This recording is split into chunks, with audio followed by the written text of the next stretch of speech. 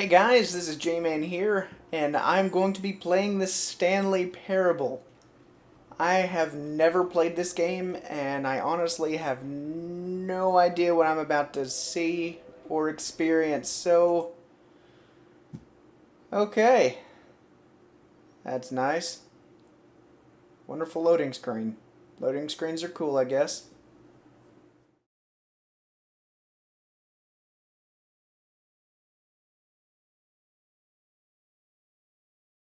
The end is never the end. This is the story of a man named Stanley. Stanley? Stanley worked for a company in a big building where he was employee number 427. Employee number 427's job was simple. He sat at his desk in room 427 and he pushed buttons on a keyboard. Orders came to him through a monitor on his desk, telling him what buttons to push, how long to push them, and in what order. This is what employee 427 did every day of every month of every year. Sounds fun. Others might have considered it soul-rending. Stanley relished every moment that the orders came in, as though he had been made exactly for this job. And Stanley was happy. Huh. And then one day, something very peculiar happened. Something that would forever change Stanley. Something he would never quite forget. He had been at his desk for nearly an hour when he realized that not one single order had arrived on the monitor for him to follow. No one had showed up to give him instructions, call a meeting, or even say hi. Never in all his years at the company had this happened, this complete isolation. Something was very clearly wrong. Shocked, frozen solid, Stanley found himself unable to move for the longest time. But as he came to his wits and regained his senses, he got up from his desk and stepped out of his office. I don't want to step out of my office. Can I punch things? I can't jump. I want to jump. I want to punch things. Papers.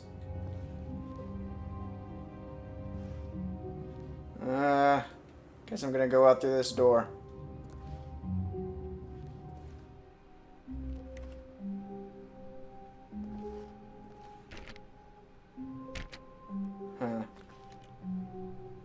All of his co-workers were gone.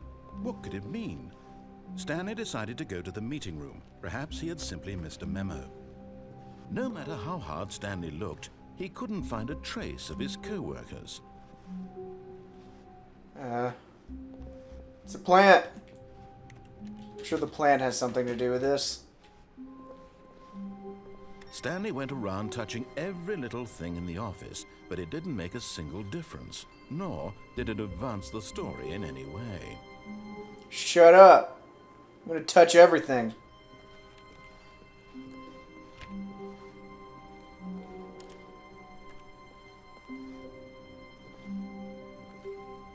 Whoa!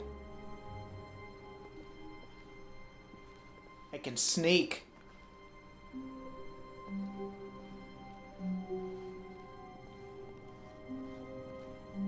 What is this?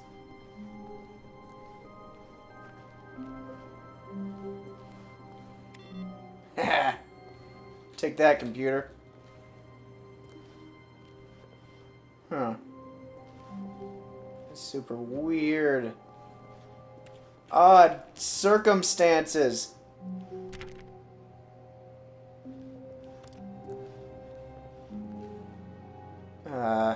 Am I gonna get to shoot things?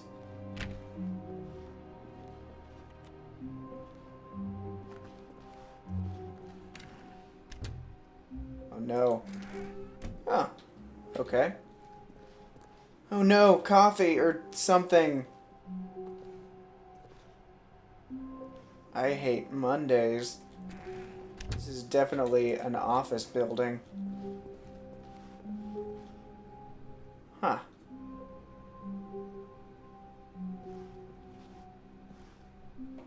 When Stanley came to a set of 2 open doors, he entered the door on his left.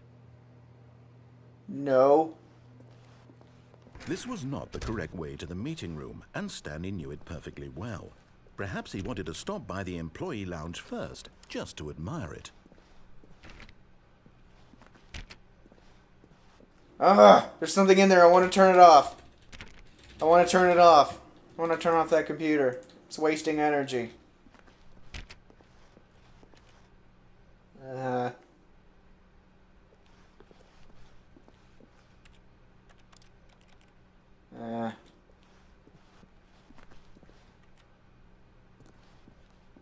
It's getting really creepy. Huh. Someone's a little...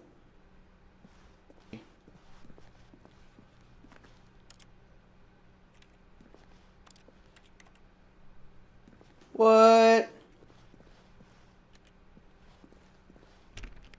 Oh, a dead end. I don't want it to be a dead end.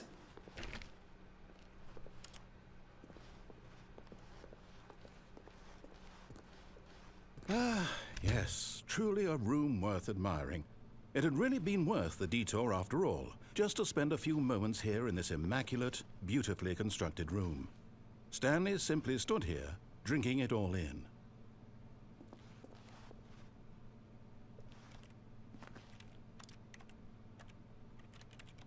Give me cold beverages. Really, really worth it being here in the room.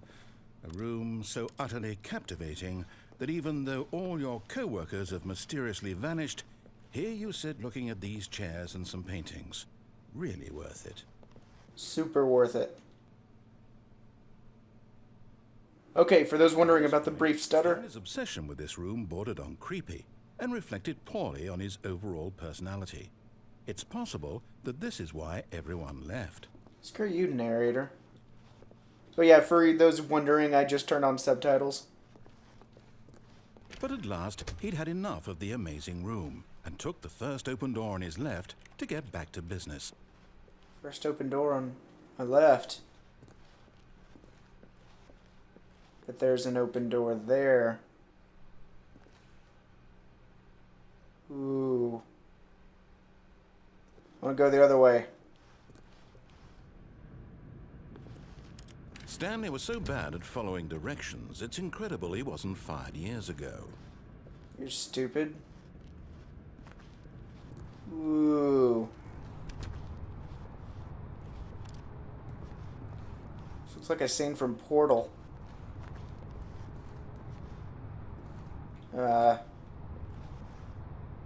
Ooh. Look, Stanley, I think perhaps we've gotten off on the wrong foot here. I'm not your enemy, really, I'm not. I realize that investing your trust in someone else can be difficult, but the fact is that the story has been about nothing but you. I'm gonna jump off of this. There's someone, but in his eagerness to prove that he is in control of the story and no one gets to tell him what to do, Stanley leapt from the platform and plunged to his death. Good job, Stanley. Everyone thinks you are very powerful. Okay. What? All of his co-workers were gone. What could it mean? What? He decided to go to the meeting room. Perhaps he had simply missed a memo. What?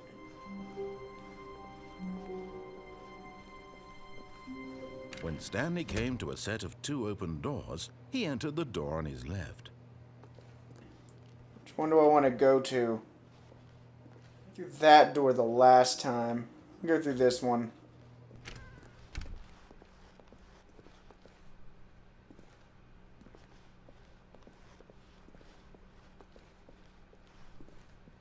Yet there was not a single person here either. Feeling a wave of disbelief, Stanley decided to go up to his boss's office, hoping he might find an answer there. This is the best PowerPoint presentation I've ever seen.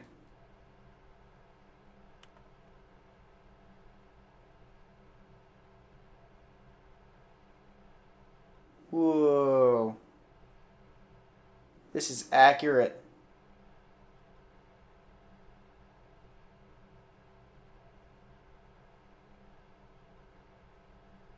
I guess I'm just gonna stay here Whoa. Stanley just stood there doing nothing at all. He seems to think I have nothing better to do with my time than to sit around and describe every fascinating little detail of his inability to do anything. This is why Stanley and I are on such good terms. You stupid narrator. Whoa!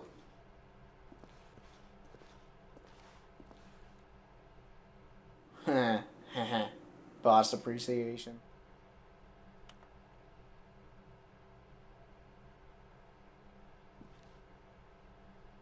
I just want to soak up everything here. More money. Graphs about things and money.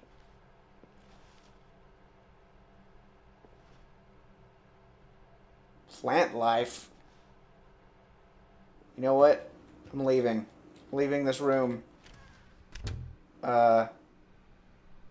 Going this way now.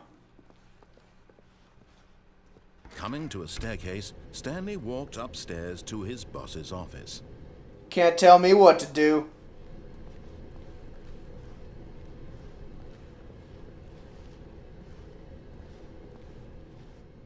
But Stanley just couldn't do it. He considered the possibility of facing his boss, admitting he had left his post during work hours. He might be fired for that. And in such a competitive economy, why had he taken that risk? All because he believed everyone had vanished? His boss would think he was crazy. And then something occurred to Stanley. Maybe, he thought to himself, maybe I am crazy. All of my co-workers blinking mysteriously out of existence in a single moment for no reason at all? None of it made any logical sense. And as Stanley pondered this, he began to make other strange observations. For example, why couldn't he see his feet when he looked down? What? Why did doors close automatically behind him wherever he went? And for that matter, these rooms were starting to look pretty familiar. Were they simply repeating? No, Stanley said to himself, this is all too strange. This can't be real. And at last, he came What you got there, notification? that had been on the tip of his tongue. He just hadn't found the words for it. I'm dreaming, he yelled. This is all a dream. Oh, what a relief Stanley felt to have finally found an answer, an explanation. His co-workers weren't actually gone. He wasn't going to lose his job. He wasn't crazy after all. And he thought to himself, I suppose I'll wake up soon. I'll have to go back to my boring real-life job pushing buttons. I may as well enjoy this while I'm still lucid. So, he imagined himself flying and began to gently fall off the ground. Then he imagined himself soaring through space on a magical starfield, and it appeared. It was so much fun, and Stanley marveled that he had still not woken up. How was he remaining so lucid? And then perhaps the strangest question of them all entered Stanley's head. One he was amazed he hadn't asked himself sooner. Why is there a voice in my head dictating everything that I'm doing and thinking? Now the voice was describing itself being considered by Stanley, who found it particularly strange. I'm dreaming about a voice describing me. I don't know how I feel about this. Describing my thoughts, he thought. And while he thought it all very odd and wondered if this voice spoke to all people in their dreams, the truth was that, of course, this was not a dream. How could it be? Was Stanley simply deceiving himself, believing that if he's asleep, he doesn't have to take responsibility for himself? Stanley is as awake right now as he's ever been in his life. Now, hearing the voice speak these words was quite a shock to Stanley. After all, he knew for certain, beyond a doubt, that this was in fact a dream. Did the voice not see him float and make the magical stars just a moment ago? How else would the voice explain all that? This voice was a part of himself too. Surely, if he could just... He would prove it. He would prove that he was in control, that this was a dream. So he closed his eyes gently, and he invited himself to wake up. He felt the cool weight of the blanket on his skin, the press of the mattress on his back, the fresh air of a world outside this one. Let me wake up, he thought to himself. I'm through with this dream. I wish it to be over. Let me go back to my job. Let me continue pushing the buttons. Please, it's all I want. I want my apartment, and my wife, and my job.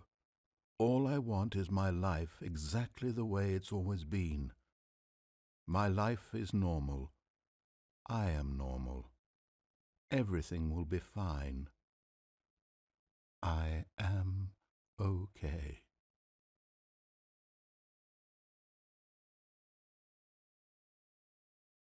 Well, this was bullcrap. Stanley began screaming. Please, someone, wake me up. My name is Stanley. I have a boss. I have an office. I am real. Please, just someone tell me I am real. I must be real. I must be. Can anyone hear my voice? Who am I? Who am I? And everything went black. Huh. Well, thanks for tuning in. Story of a woman named Mariella. Mariella woke up on a day like any other. She arose, got dressed, gathered her belongings, and walked to her place of work. But on this particular day, her walk was interrupted by the body of a man who had stumbled through town talking and screaming to himself, and then collapsed dead on the sidewalk. And although she would soon turn to go call for an ambulance, for just a few brief moments she considered the strange man. He was obviously crazy. This much she knew. Everyone knows what crazy people look like. And in that moment, she thought to herself how lucky she was to be normal. I am sane. I am in control of my mind. I know what is real and what isn't. It was comforting to think this, and in a certain way, seeing this man made her feel better. But then she remembered the meeting she had scheduled for that day. The very important people whose impressions of her would affect her career, and by extension, the rest of her life. She had no time for this, so it was only a moment that she stood there, staring down at the body. And then she turned and ran. I don't even... What?